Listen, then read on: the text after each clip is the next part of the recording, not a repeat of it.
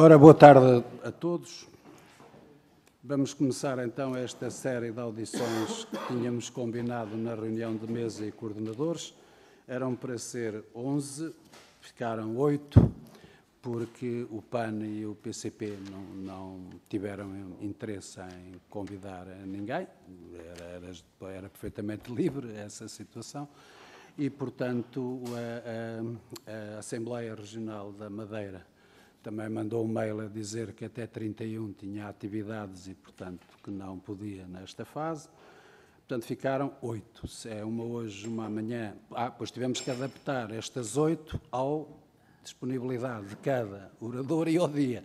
E por isso ficou aquilo que viram aí já da grelha toda, que é hoje, amanhã e sexta-feira, e depois é na dia 18, terça-feira, 4 seguidas e terminam as audições. Vamos seguir o seguinte método também como estava combinado. Damos a palavra, são 10 minutos para o orador convidado e depois o partido político que é o responsável por este convidado faz a primeira intervenção, depois começamos no partido mais votado e acabamos no último partido com os 5 minutos cada um. No final, o nosso convidado tem mais 10 minutos para poder responder às questões que forem levantadas ou a outras que acha oportunas para complementar. Vou começar então pelo professor Dr. António Pinto Pereira, que o tema é sempre relativo e específico, mas o que nos foi indicado na altura pelo Chega foi matérias relacionadas com relações internacionais e União Europeia, nomeadamente os artigos 7º, 8º, 161, 227 e 295. Não quer dizer que sejam estes artigos, são estes artigos é que tratam destas problemáticas. E, portanto, nesse sentido, e para 20 minutos, todos os oradores e todos os grupos intervenientes, basta olhar para o relógio que está aqui à frente, para quando terminar o tempo, não ser preciso o Presidente dizer que já terminou o tempo, mas se for preciso, também daqui também vê, e, portanto, fazemos isso facilmente. Vou passar então a palavra ao Sr. Professor para nos fazer então a sua alocução inicial sobre esta matéria. Muito obrigado por ter vindo. Muito obrigado, Sr. Presidente da Comissão Eventual para a Revisão Constitucional, Sr. Deputado José Silvano. Quero começar por agradecer um honroso convite que me foi dirigido pelo líder e pelo Grupo Parlamentar do Chega e também por Vossa Excelência para me pronunciar sobre as normas de processo de revisão constitucional relativas às matérias das relações internacionais e da União Europeia, contempladas especificamente, e é disso que vou cuidar de tratar, nos artigos 7º, 8º, 161, 227 e 295 do texto constitucional.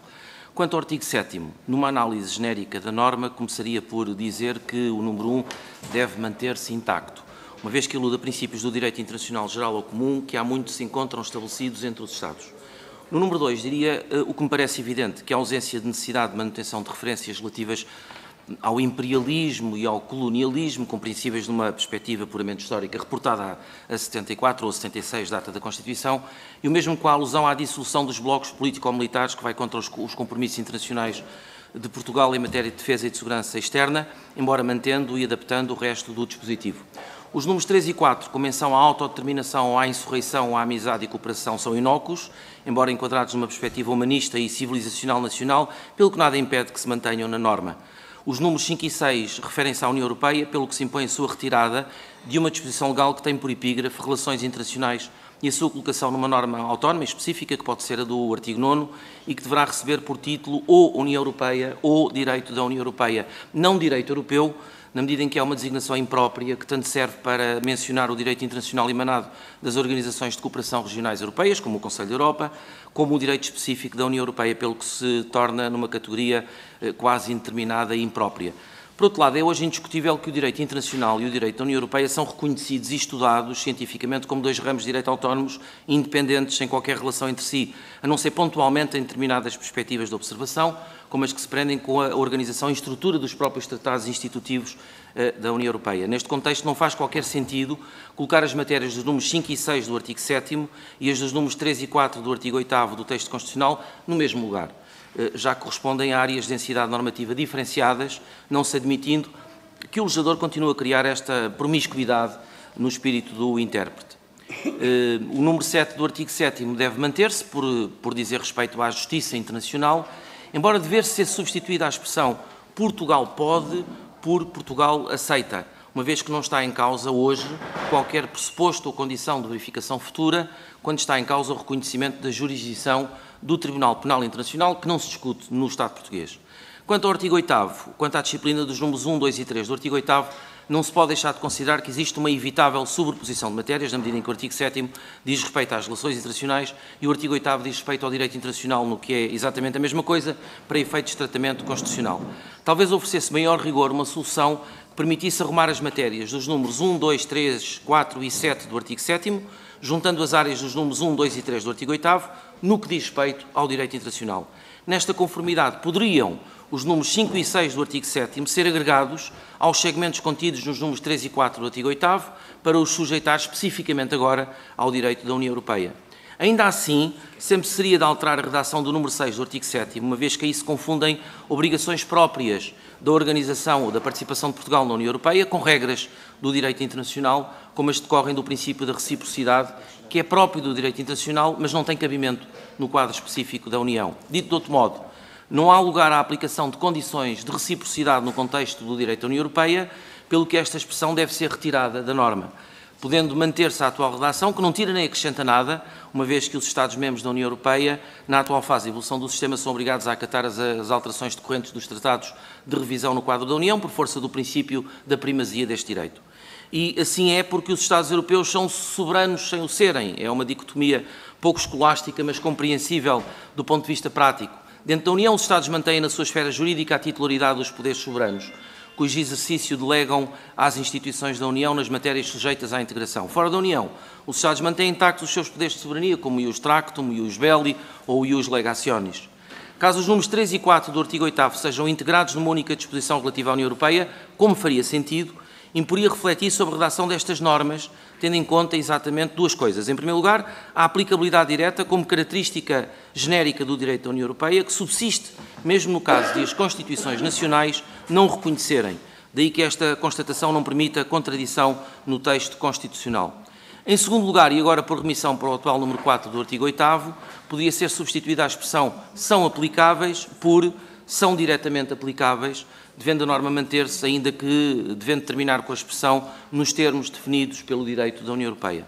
A parte restante do número 4 do atual artigo 8º, e nomeadamente a dependência da validade do direito da União Europeia à observância dos princípios fundamentais do Estado de Direito, é hoje uma quimera que nem sequer é objeto de discussão teórica, pela simples razão de que a União evoluiu de uma fase de integração económica para uma fase de integração política, que era desconhecida ao tempo em que o legislador constitucional criou o atual artigo 8º, pelo que deve ser atualizada a redação normativa, tendo em conta que a União é hoje uma realidade que assenta em princípios democráticos e em valores que herdam todo o património civilizacional comum ao Ocidente, o que é refletido na impossibilidade de conflito entre a dimensão constitucional dos tratados em que se funda a União e a tutela nacional do Estado de Direito Democrático.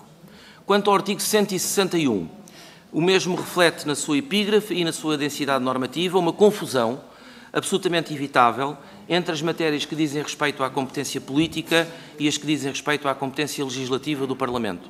Nesta medida, bem ficaria a apresentação dos respectivos conteúdos em dispositivos distintos. Ainda para mais, porque o artigo começa por referir a competência política, quando no seu interior inicia a abordagem das áreas de competência legislativa, deixando as restantes áreas de competência política para o final da disposição, o que é um contrassenso, trocando no fim o que apresenta no início, o que conduz a alguma falta de precisão. São sujeitos a enquadramento legislativo o âmbito das alíneas A, E, N e O.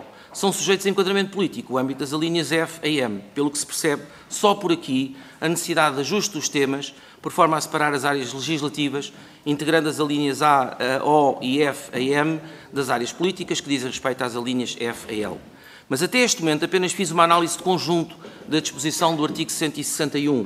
Numa perspectiva mais de pormenor, deveria ser modificada a linha N, em que é dito que a Assembleia da República se pronuncia, nos termos da lei, sobre as matérias pendentes de decisão em órgãos no âmbito da União Europeia que incidam na esfera da sua competência legislativa reservada. E porquê? Em primeiro lugar, porque o Parlamento português não se pronuncia sobre as matérias legislativas da União nos termos da lei interna, mas sim nos termos dos tratados em que se funda a União. Em segundo lugar, o Parlamento não se pronuncia sobre as matérias pendentes de decisão em órgãos no âmbito da União Europeia que incidam na esfera da sua competência legislativa reservada, como está erradamente escrito no artigo.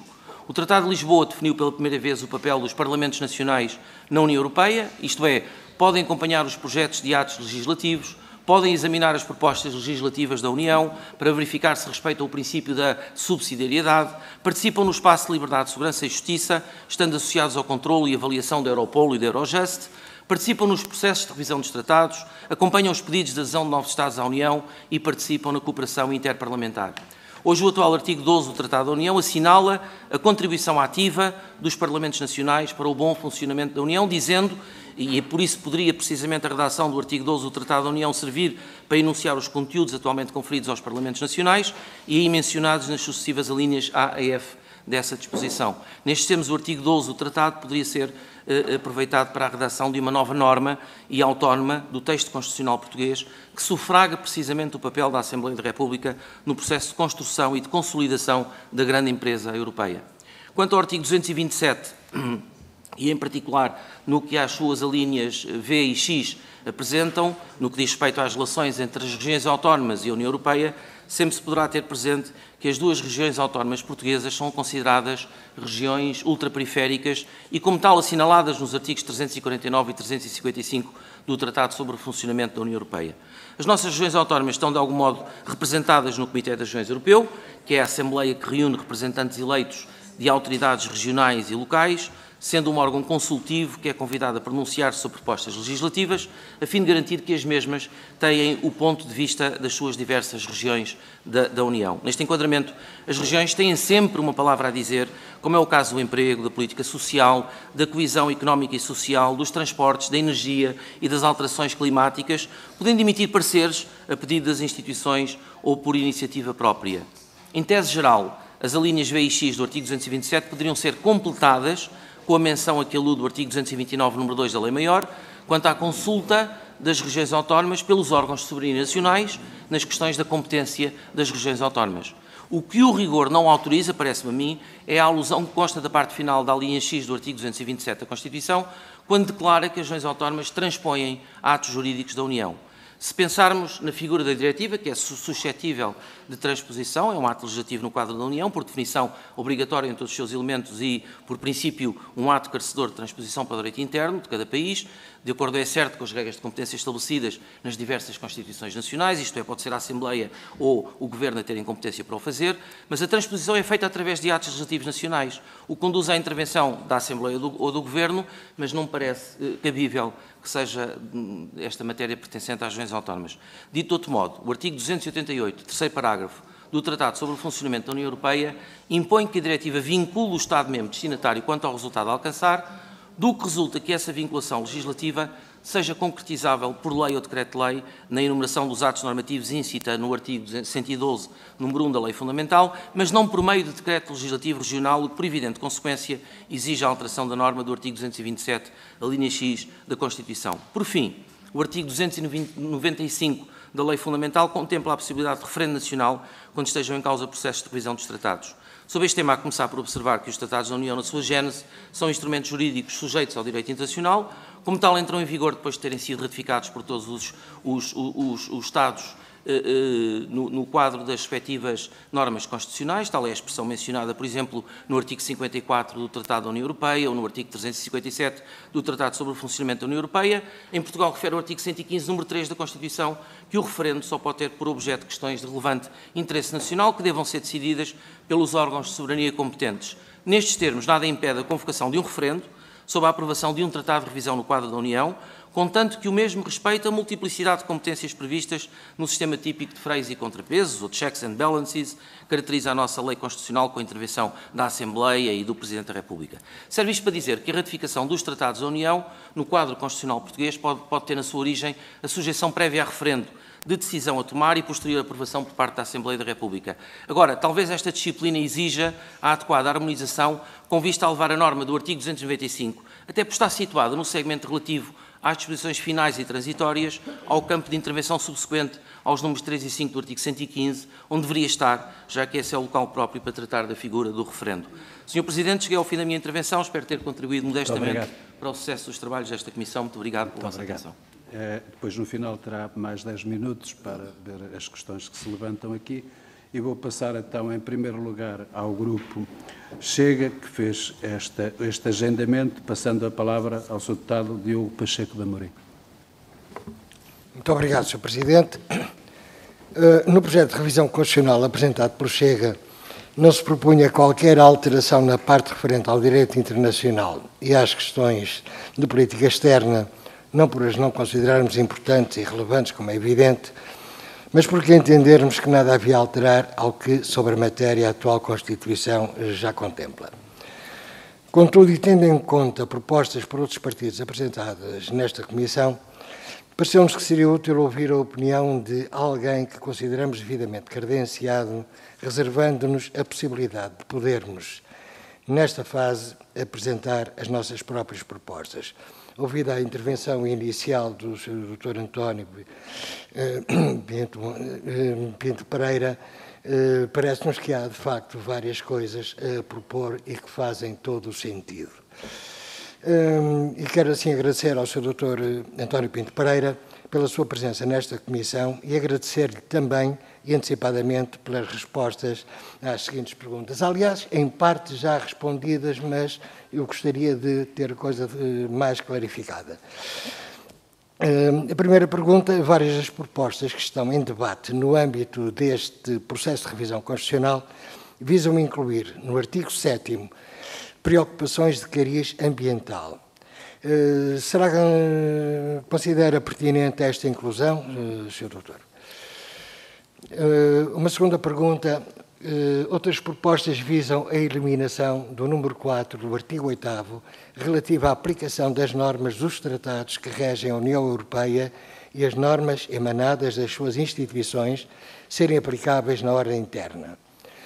Qual, na sua opinião, o justo equilíbrio entre essa aplicação das normas dos tratados que regem a União Europeia e as normas emanadas das suas instituições e a salvaguarda da nossa soberania, neste caso materializada pelo poder delegado pelos portugueses nesta Assembleia da República? Ainda uma terceira pergunta. Num outro campo, o Bloco de Esquerda e o Partido Comunista Português vêm propor que o envolvimento de contingentes militares e de forças de segurança no estrangeiro tenha que passar pela Assembleia da República.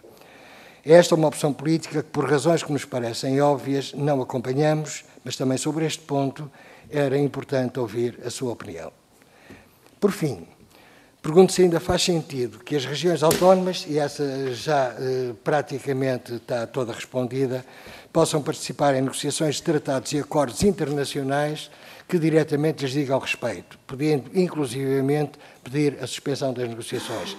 Parece-nos um claro exagero, o Sr. Dr. António Pinto Pereira já em grande parte respondeu a isto, mas de qualquer forma queria que isto ficasse bem claro. Muito obrigado, Sr. Presidente, muito obrigado. Muito obrigado também, Sr. Deputado. Passo agora a palavra ao Sr. Deputado João Paulo Rebelo, pelo Grupo Parlamentar do PS. Muito obrigado, Sr. Presidente. Cumprimento as senhoras e os senhores deputados e cumprimento naturalmente o Dr. António Pinto Pereira, a quem agradeço a exposição que fez, enfim, no fundo, a partilha da sua visão sobre estes artigos muito concretos da nossa Constituição, como já referidos, o 7º, o 8º, o 161, o 227 e o 295, tratam, de facto, das matérias que têm que ver com as relações internacionais, enfim, com o direito internacional e algumas competências políticas e legislativas, e depois o tema muito específico do Tratado Europeu também.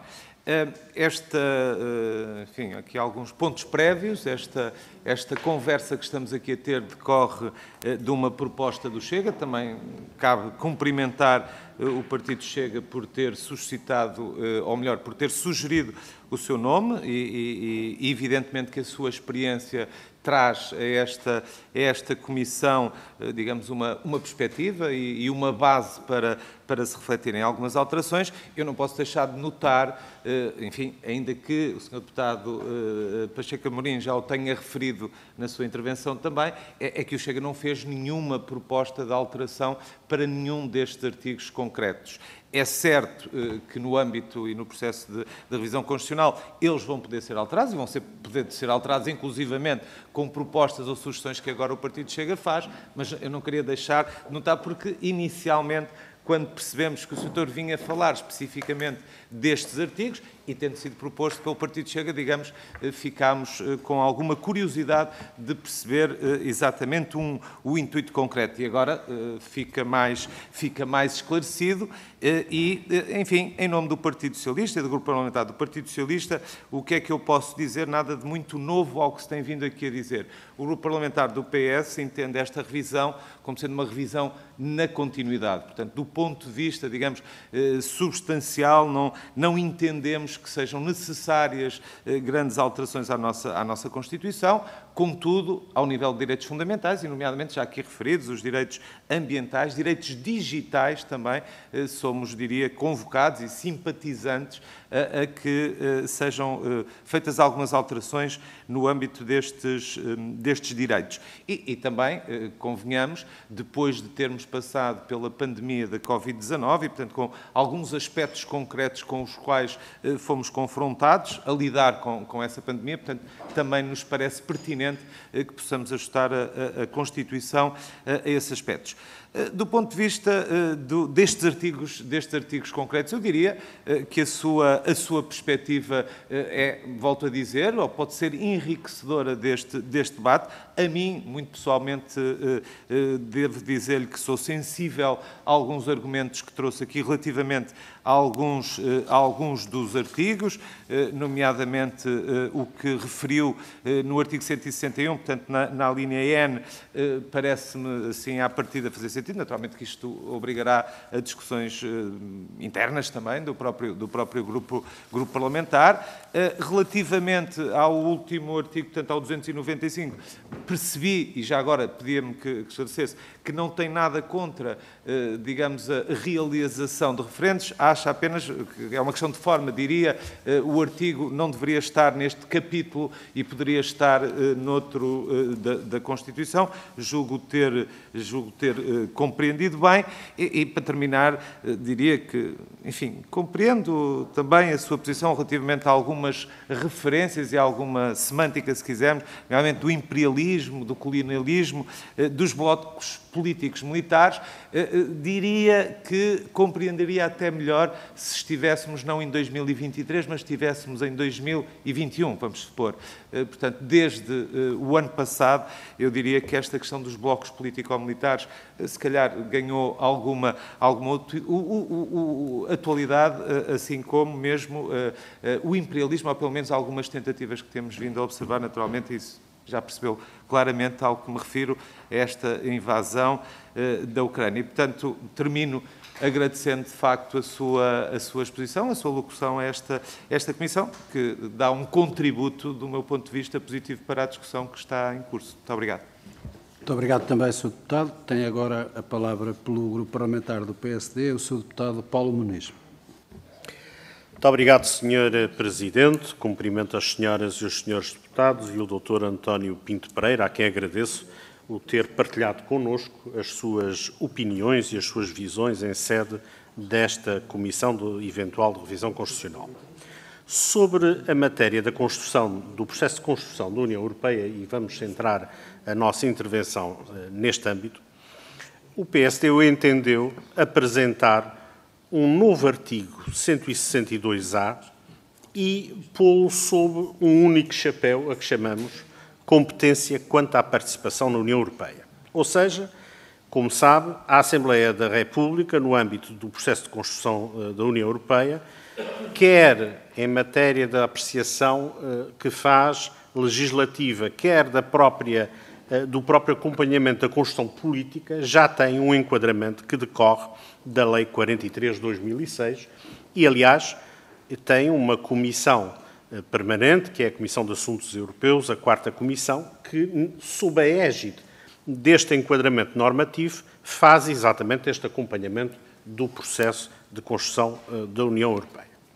Contudo, o PSD entende que, havendo a oportunidade que a revisão constitucional propicia, poder-se-ia e deve-se, no nosso ponto de vista, criar na Constituição um reforço desta atividade de acompanhamento, no respeito, por um lado, daquilo que é a reserva legislativa da Assembleia da República e reforçar também aquilo que é o poder de escrutínio e de regulação, se quiser, da atividade do Governo em matéria da representação do país e das opções junto da União Europeia. E, neste sentido, o PSD propõe este novo artigo 162-A, que é, no fundo, um reforço da competência da Assembleia da República em matéria de acompanhamento na participação da construção da União Europeia e é, de algum modo, digamos, elevar a um grau superior o respeito pelo aquilo que é o acompanhamento que a Assembleia da República faz e verter esta elevação, naturalmente, no texto da Constituição. Este é o espírito da nossa proposta. E, de facto, concretamente, no que diz respeito em relação ao, número 4, do novo artigo, aquilo que nós acrescentamos face ao que já existe na Lei 43 de 2006 é fundamentalmente o seguinte, que em matérias da reserva de competência legislativa exclusiva da Assembleia da República, o Governo não se possa vincular perante a União Europeia sem a prévia audição parlamentar sobre estas matérias nos termos da lei. Isto, de resto, é um procedimento, se quiser, que outros países já têm no seu texto constitucional e até na sua praxis em matéria de construção europeia. E, portanto, há aqui uma vontade de não deixar só na Lei Ordinária 43 de 2006 o que é a regulação dos aspectos do escrutínio das iniciativas, naquilo que é os aspectos e a pronúncia da Assembleia da República, naquilo que são todos os processos de decisão europeia em matéria legislativa e também, de algum modo, se quisermos, consagrar e verter na Constituição a capacidade de fiscalização e de acompanhamento do próprio Governo, do escrutínio da atividade do Governo, naquilo que são as decisões junto da União Europeia que vinculam o país. Portanto, há aqui, se quiser, um elevar da importância destas ações do país e deste contributo do país, em particular na matéria legislativa de construção do processo europeu, e estar consagrado explicitamente na Constituição e não somente numa lei ordinária, como hoje em dia acontece. E, portanto, esta é a nossa visão, se quiser, de uma valoração reforçada do papel da Assembleia da República em matéria de construção europeia, mas também um alinhar com aquilo que são práticas mais avançadas daquilo que é o vincular os executivos previamente ao endossar a sua capacitação para, em nome do país, perante a União Europeia, assumir compromissos que são da reserva exclusiva legislativa desses países. Muito obrigado. Muito obrigado, Sr. Deputado. Passo a palavra agora à Iniciativa Liberal, ao Sr. Deputado João Coutinho de Figueiredo.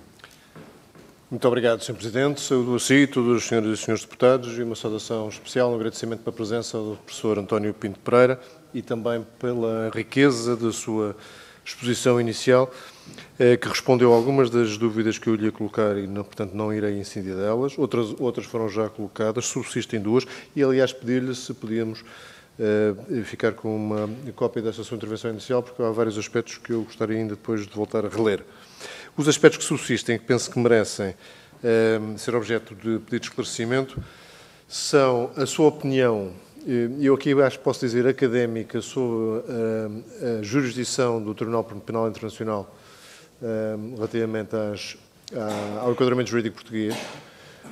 A Constituição tem uma redação um pouco vaga. Ela até agora não me suscitava muitas dúvidas. Depois da discussão que aqui tivemos, gostava de confirmar que não é uma redação um pouco dúbia, porque pode sujeitar a norma interna à jurisdição do TPI, sabendo nós que o TPI tem um enquadramento penal substancialmente diferente daquilo que a Constituição permite às leis portuguesas. E, portanto, como é que isto funciona? Uma jurisdição que pode existir, mas só parcialmente relativamente a algumas decisões. Eu sei que a lei portuguesa já prevê, no contexto da cooperação internacional, há algumas limitações a direitos que possam existir exatamente por diferentes enquadramentos sancionatórios. nomeadamente a existência de pena de morte, mas gostava de saber se aqui, neste caso, é suficiente a forma como está redigida na Constituição Portuguesa ou se precisamos ter mais algum cuidado adicional, sendo que, obviamente, a Iniciativa Liberal nunca defenderia o que propõe o PCP, que é a simples revogação dessa disposição. A outra matéria que foi aqui longamente discutida e que ainda me deixou dúvidas, que penso que a sua experiência e conhecimento pode ajudar a esclarecer, é o tema dos impactos práticos daquilo que se pode chamar a desconformidade do Estatuto Político-Administrativo da Madeira relativamente à Constituição, nomeadamente relativamente àquelas matérias que nunca foram adaptadas às versões que na República foram adotadas relativamente à incompatibilidade de exercício de cargos públicos, de cargos e disponibilidades e incompatibilidades desses titulares de cargos políticos. Nunca foram transpostas para o enquadramento jurídico da região autónoma da Madeira, tendo sido nos Açores em larguíssima medida. E de como as competências que o artigo 227 prevê para essas autoridades regionais são exatamente as que decorrem do Estatuto Político-Administrativo, não estando ele completamente conforme, eu receio que isso possa significar que não haja cobertura para exercício das competências que esse próprio artigo 227 prevê. Portanto, esse limbo jurídico que pode estar aqui a criar-se, pergunto mais uma vez se seria avisado por parte destes revisores constituintes terem mais cuidado com a redação do artigo 227 para precaver essa situação. Muito obrigado. Muito obrigado também. Passo agora a palavra pelo Bloco de Esquerda à Sra. Deputada Catarina Martins. Obrigada, Sr. Presidente. Cumprimento todas e todos. Agradeço ao Dr. António Pinto Pereira estar aqui e partilhar connosco a sua visão. Temos visões diferentes. Há uma matéria que eu gostaria de compreender. Há perguntas que já foram aqui feitas e eu não vou repetir, até pelo bem do nosso tempo, e esperarei a sua resposta. As Constituições são filhas do seu tempo, seguramente. Há ainda assim questões que, se calhar, não estão tão desatualizadas quanto isto. Na verdade, questões que orientam a nossa política internacional, como os direitos humanos, o respeito pela autodeterminação dos povos, o combate aos imperialismos, aos blocos político-militares, são, julgo eu, o que pode fundar um consenso no país, que é muito alargado, por exemplo, quando nos deparamos com situações como a invasão da Ucrânia. Eu bem sei que depois que noutras matérias a Constituição é materialmente incumprida e também nas relações internacionais, isso podia levar-nos a uma longa discussão sobre a NATO, que também não pretendo abrir aqui. Há também outras questões, como por exemplo o colonialismo, que eu diria que são importantes como guias nas nossas relações internacionais. É importante não esquecer, por exemplo, o Saara Ocidental, a última colónia em África, provavelmente, e como é determinante que na nossa Constituição o combate ao colonialismo esteja presente quando falamos das relações com os nossos vizinhos, Marrocos e Espanha. E, portanto, eu diria que às vezes coisas que podem parecer muito filhas do seu tempo acabam por ser guias também no tempo hoje. Mas há uma outra questão que na sua intervenção me levanta mais dúvidas e que tem a ver com a atualização do texto constitucional à evolução da construção europeia. Tenho muitas reticências de princípio, sobre o que possa ser uma subordinação da nossa Constituição aos tratados europeus, ou seja, sobre a própria hierarquia das questões. Sendo que sou acérrima defensora da cooperação internacional e, portanto, também da construção com respeitos pelos povos. Mas, para lá das questões de princípios que podíamos estar aqui a discutir, há uma questão dos tempos. A última revisão constitucional mais lata foi em 2004. Depois houve uma revisão constitucional muito cirúrgica em 2005, por causa da questão do referendo europeu. O Tratado de Lisboa é de 2007. Na verdade, as revisões constitucionais em Portugal, exigindo, aliás, uma maioria ampla de 2/3, são raras, tendem a ser raras. E a legislação europeia bem pode mudar neste tempo. E eu pergunto-me se a ideia de conformação ou de subordinação dos princípios constitucionais ao que é hoje a construção de tratados europeus não pode, de facto, deixar até o país descalço. Porque a estabilidade do direito europeu, ou da legislação europeia, ou dos próprios tratados, não é tão grande quanto isso. Não só porque neste período algo como o Tratado de Lisboa foi assinado, como apareceu também, por exemplo, o Pacto Orçamental, o Semestre Europeu, que alterou em muito as relações europeias, como temos, por exemplo, quando falamos de, enfim, falou de uma integração política em que há um património comum de valores. Eu pergunto-me, quando há Estados autoritários como a Hungria, se estamos tão certos desse património comum e de qual será o caminho que vamos ter. E também, quando observamos o Brexit. Entre uma revisão constitucional e outra aconteceu tudo na União Europeia. Tivemos um país a sair da União Europeia e temos até hoje a tentar resolver os problemas que isso cria para um outro Estado, a Irlanda, nomeadamente com os acordos de Sexta-feira Santa, que ainda são um problema por resolver. E, portanto, eu pergunto-me como é que... Ou seja, compreendendo eu que algumas das sugestões que faz são de uma atualização que tem a ver com o facto da Constituição ser filha do seu tempo, pergunto-me se outras não correriam o risco de tornar a Constituição da República Portuguesa não apenas subordinada a tratados europeus, mas ainda por cima subordinada a uma realidade que é bastante mais instável do que o consenso democrático em Portugal. Muito obrigado, Sra. Deputada. Passava agora à Sra. Deputada Inês Sousa Real, do PAN. Muito obrigada, Sr. Presidente. Agradeço a presença do professor Dr. António Pinto Pereira nesta comissão. Tendo em conta que houve aqui algumas questões, eu tive o cuidado de estar a acompanhar a audição também no gabinete e por isso acompanhei aquilo que foram as suas intervenções. Há aqui um aspecto que gostaria de deixar como questão prévia. Para o PAN, esta Constituição é um elemento norteador de direitos humanos que para nós é imprescindível e esta revisão constitucional deve servir sempre para densificar os direitos humanos, para acompanhar uma visão mais progressista da sociedade, nomeadamente em matéria de sustentabilidade, proteção ambiental e também proteção animal, e jamais para constituir um retrocesso civilizacional. O Sr. Professor falou há pouco e afirmou que a Constituição é filha do seu tempo.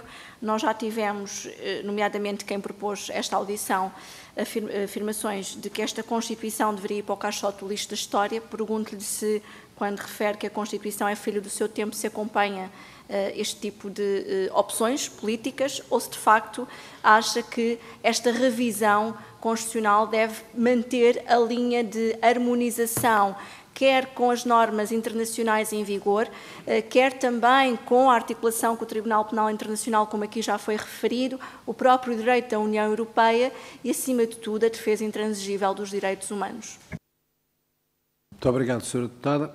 E agora, para terminarmos esta audição, vou dar a palavra ao Sr. Professor Dr. António Pinto Pereira para fazer as considerações que achar convenientes sobre esta matéria. Muito obrigado, Sr. Presidente. Eu começo...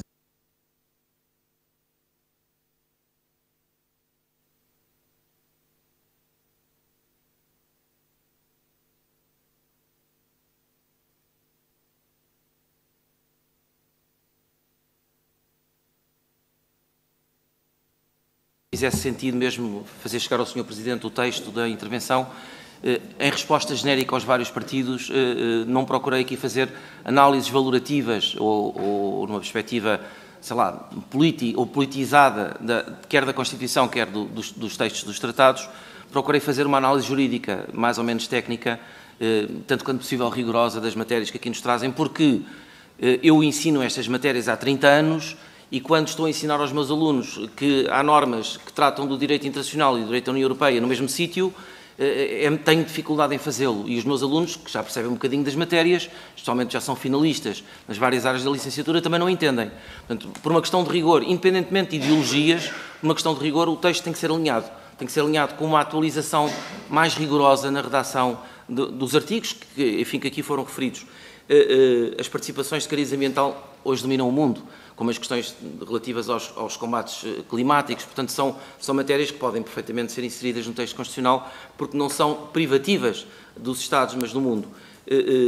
A questão da eliminação do número 4 do artigo 8º, eu julgo que não há necessidade, nem se deve fazê-lo. Deve fazer-se uma adaptação da norma, porque quase que se fica com a ideia que as normas do direito da União Europeia só são aplicáveis se houver vontade do Estado nesse sentido. Isso é um contrassenso do ponto de vista da ciência jurídica e, portanto, talvez colocasse ali a especificidade da aplicabilidade direta do direito da União Europeia e mantendo o restante dispositivo com as alterações que Depois eu deixo no texto que corresponde à intervenção, enfim, que é um estudo simplificado daquilo que eu daria numa aula e para quem estuda estas coisas é de acesso fácil, quer dizer, não surte grande complicação em termos de raciocínio aquilo que acabei aqui por dizer. Portanto, não são versões próprias, não vim aqui defender uma versão completamente atípica, mas aquilo que me parece que resulta do rigor jurídico, e é isso que faço quando aqui venho em resposta à honrosa missão que me conferem. A questão das obrigações de Portugal relativamente, por um lado, à cooperação internacional e ao Tratado do Atlântico Norte, e, por outro lado, às missões, não só militares, como de paz, como de gestão e manutenção de conflitos e de pacificação, que a União Europeia nos impõe, e por isso é que temos contingentes militares de Portugal por força de missões, quer da NATO, quer da União Europeia. Isso não me parece que exija uma autorização específica, porque se o Parlamento tivesse que recusar uma dessas missões, era o próprio Estado que estaria a ficar em causa no âmbito das suas relações, das relações que tem pacíficas, quer com as organizações internacionais, neste caso de cooperação militar, quer com a União Europeia. Portanto, não faz sentido essa dependência, esse grau de dependência. Foi colocado aqui por vários grupos parlamentares uma questão que desde 1960, peço desculpa em dizê-lo, mas está ultrapassada pelo Tribunal de Justiça da União Europeia, quer dizer, o direito da União Europeia prima sobre o direito nacional contrário. Agora, podemos estabelecer aqui graus de dependência, para não dizer todo o direito interno é dependente do direito da União, creio que não. Os tratados são mais importantes que as Constituições nacionais. Prova disso é que sempre que há uma revisão dos tratados, alteram-se as Constituições para não entrar em rota de colisão com os tratados. Aconteceu isso várias vezes em Portugal. Portanto, não se pode dizer que a Constituição está acima do Tratado da União, que isso seria ausência de rigor. Não tenho outra expressão para qualificar isto. Agora, quando falamos em atos das instituições, regulamentos, diretivas e decisões, aí não têm uma superioridade em relação às Constituições nacionais, têm em relação aos atos legislativos nacionais. Portanto, diria em 4 andares que temos os tratados, as Constituições, os atos legislativos da União e os atos legislativos nacionais. E temos que manter esta respeitabilidade, porque senão estamos a ir contra as regras do jogo e isso não faz sentido, por mais que eu compreenda que está sempre em causa o interesse da pátria, de Portugal e os nossos interesses nacionais, mas temos compromissos que já são longos, desde 1986 que os assumimos, e temos sido, apesar de todo, um Estado, enfim, ao início mais incumpridor do direito da União, hoje menos, mas, portanto, acho que não faz sentido voltar outra vez a debater essa questão. Quanto às demais questões, eu agradeço muito a simpatia enfim, a delicadeza com que me colocaram essas questões.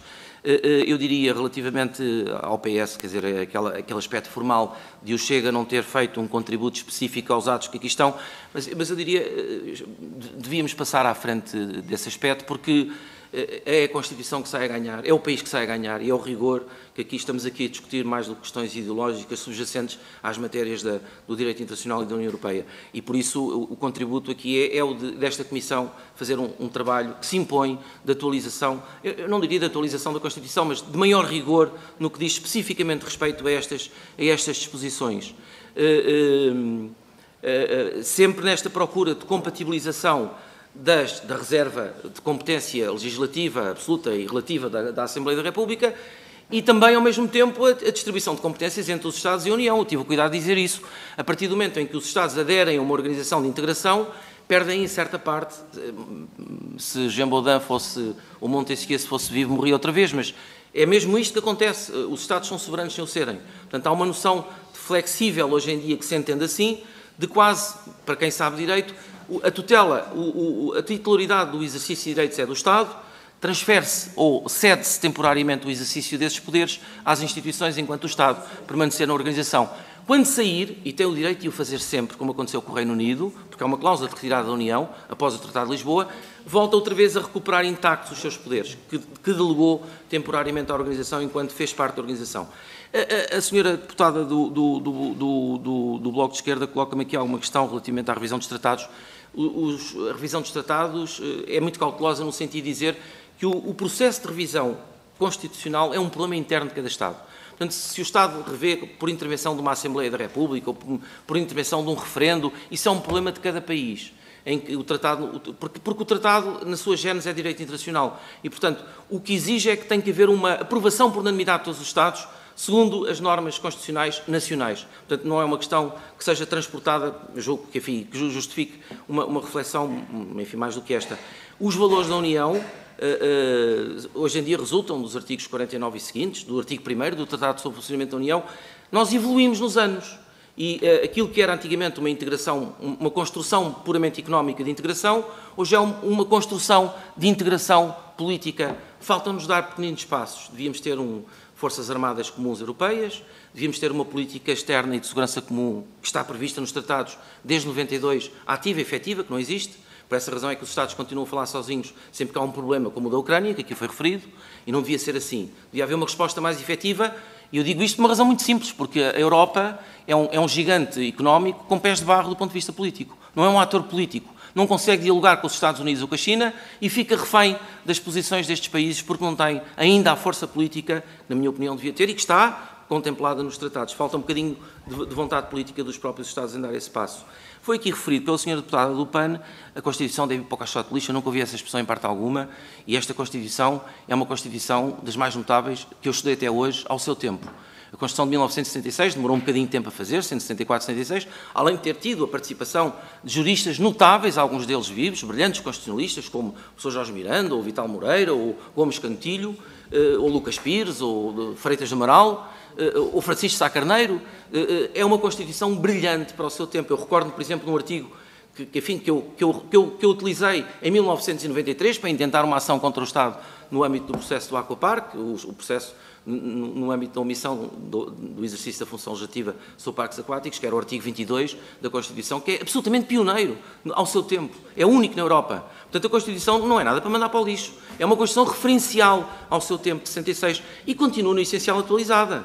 O que eu vim aqui dizer é que há pequenos artigos, e estes específicos da União e do Direito Internacional, que deviam ser objeto de maior cuidado e rigor na redação da norma, não mais do que isso. E julgo que respondi às questões que generalmente foram colocadas. Muito obrigado. Muito obrigado, Sr. Professor. Agradeço-lhe a sua presença aqui e o esclarecimento que deu. Os seus deputados também fizeram as perguntas que entenderam e o segundo agradecimento também é, se começamos bem esta reunião, cumprimos todos até por defeito hoje, em alguns casos, porque isto vai ser mais necessário apenas na próxima terça-feira, 18, porque temos 4 seguidas, porque não houve oportunidade, nenhum tinha agenda para dia 25, tivemos que concentrar, e nem para 21, concentrar naquele dia, portanto aí vamos ter que ter mesmo uma exigência, hoje e amanhã é só uma, na sexta são 2, portanto devemos cumprir, mas portanto não é tão rigoroso como será na próxima terça-feira, na próxima terça-feira, que serão as 4, ainda por cima terminando com a Assembleia Regional dos Açores, que traz 13 membros, a delegação são 13 membros, são quase tantos como os da Comissão, e portanto, que têm que sujeitar a essas regras. Muito obrigado e até à próxima. Obrigado, Sr. Presidente. Obrigado, Sr. Presidente. A ver se falamos um bocadinho, mas é depois deste tempo, quando começarmos os...